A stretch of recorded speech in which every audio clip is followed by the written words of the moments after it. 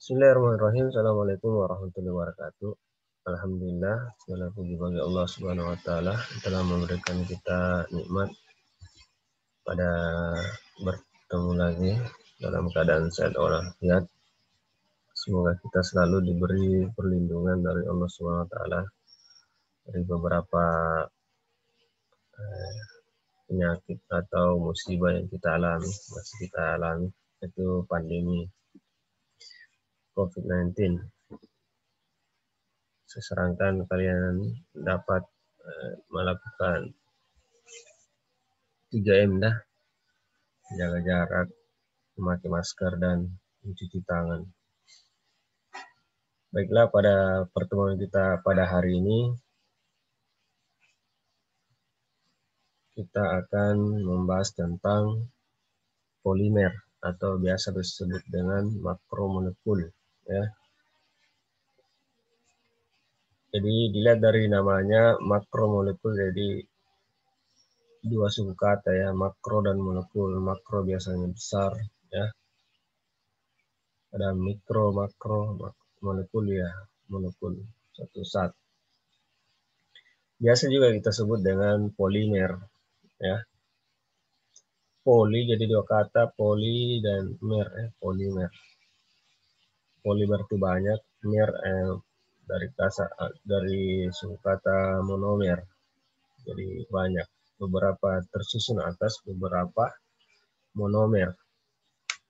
Itu dalam hitungan itu adalah satu.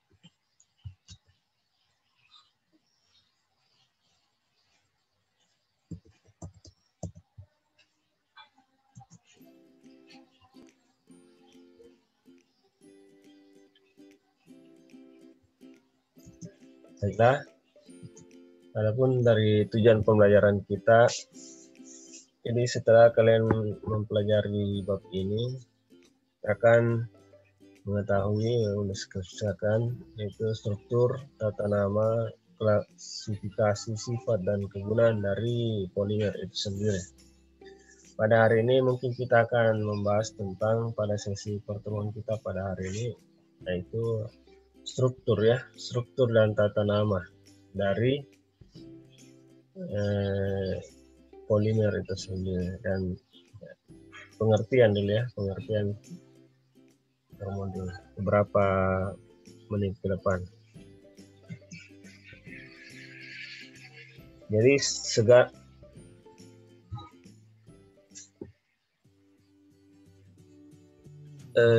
peta konsep dari polimer itu tadi, kenapa dikatakan polimer ya, dia tersusun oleh beberapa monomer ya. Nah ini, polimer itu tersusun oleh beberapa monomer ya, terdiri dari beberapa monomer sehingga dia terjadi polimer. Nah, berapa jenisnya ya? Berdasarkan monomernya itu dia adalah fotomer dan fotopolimer. Ini secara garis besarnya ya, yang insya Allah kita akan pelajari pada bab ini. Bagaimana dia terbentuknya? Terbentuknya melalui ada namanya reaksi adisi dan reaksi kondensasi.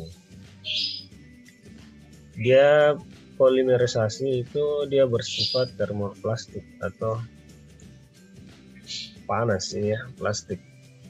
Jadi ada plastiknya panas. Kemudian dia menghasilkan apa? Ya, dia menghasilkan dua. Dia menghasilkan polimerisasi sintesis dan alami. Jadi dalam reaksi adisi itu banyak terjadi ya. Dia terjadi menghasilkan dia polimer alam maupun polimer sintesis. Kalau sintesis itu ya buatan ya. Kalau terjadi secara alami ya alam. Contohnya pembentukan karet, ya, SBR, bahan-bahan dari pembuatan polimerisasi sintesis. Itu pun yang kondensasi, dia thermosetting. Nah, Thermosetting berarti panasnya ya.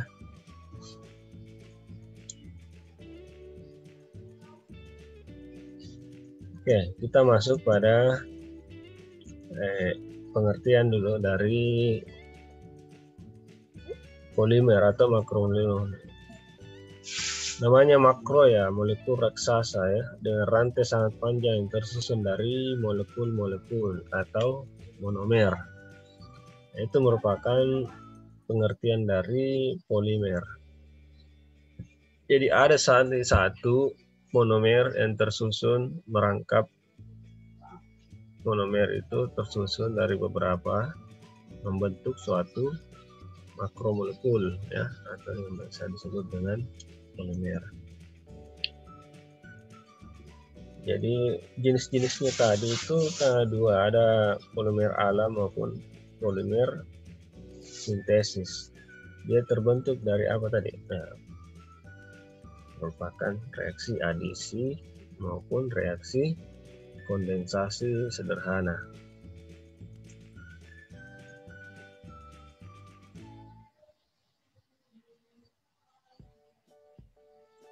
Nah, polimerisasi itu terbentuk dari penggabungan ya, penggabungan molekul-molekul sederhana ya, menjadi polimer. Nah, seperti begini.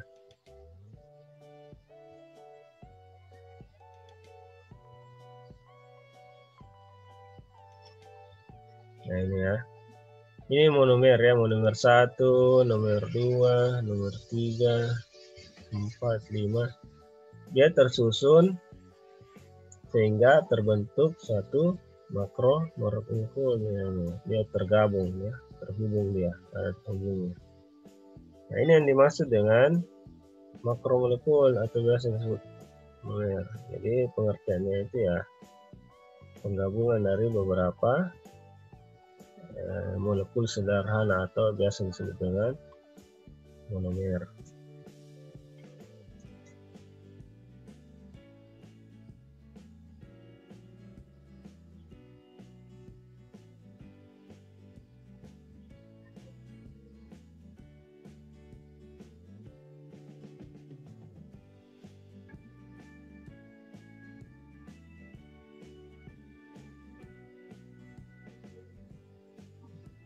Nah, reaksi polimerisasi dibedakan menjadi dua macam. Itu tadi ya. Pertama itu adisi.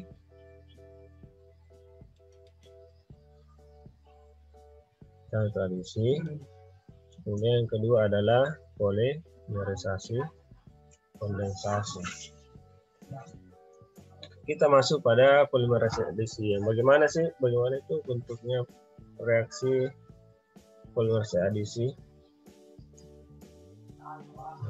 Kalau adisi dia menggabungkan molekul berdekatan rangka membentuk rantai yang panjang ya.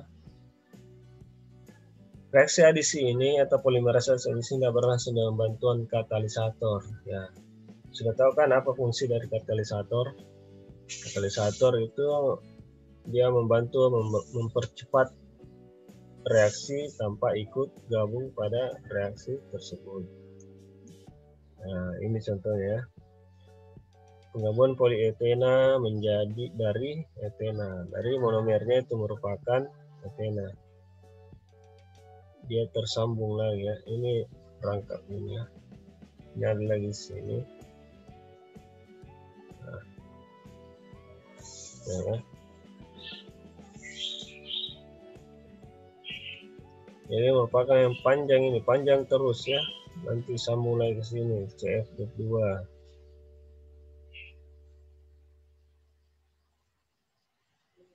CF2, kemudian sambung lagi CF2, seterusnya ya. Jadi Teflon ini ya salah satu dari polimer yang biasa kita banyak gunakan ya untuk memasak Teflon.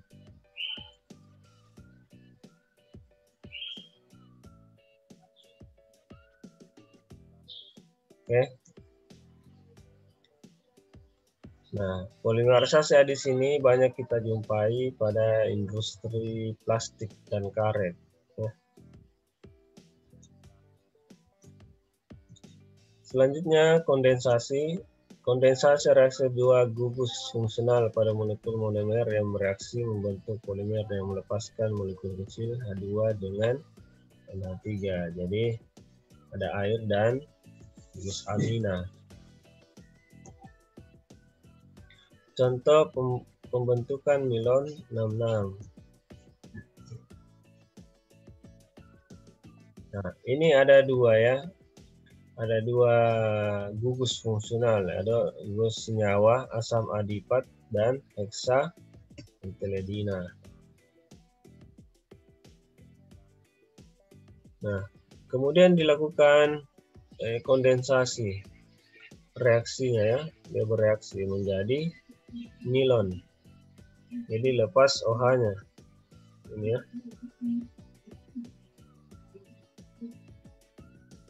Ini terbentuk, ini nyambung, ini juga lepas ya. Ini H2O terlepas. Ini juga ya. Nah, makanya dia masuk. Nah, dia nanti terpotong di sini. Dia juga akan terpotong di sini. Dan ini juga akan terpotong. Nah, ini nyambung lagi terus begini. Kalau ada begini berarti nyambung lagi ya. Nyambung lagi di sini lagi nyambungnya. Nilon. Jadi jadilah nilon. Nilon ini ya benang ya. Baiklah, mungkin sampai sekian ini pertemuan kita. Jadi kita mempelajari tentang dulu pengertian dari polimer atau makromolekul, kemudian jenis-jenisnya apa saja, bagaimana reaksi-reaksinya ini. Tugas kalian yaitu yang pertama, tugas ini adalah sebutkan contoh-contoh reaksi dari polimerisasi adisi 2. Kemudian reaksi yang kedua adalah beberapa reaksi pembentukan polimer melalui polimerisasi kondensasi. Yang ketiga adalah sebutkan beberapa polimer ya. Polimer tadi, kemudian ditentukan monomer-monomernya apa saja ya. Jadi ada 6 reaksi, jadi 3 adisi dan 3 kondensasi, dan disebutkan apa saja polimernya dan monomernya. Sekian dari saya. Assalamualaikum warahmatullahi wabarakatuh.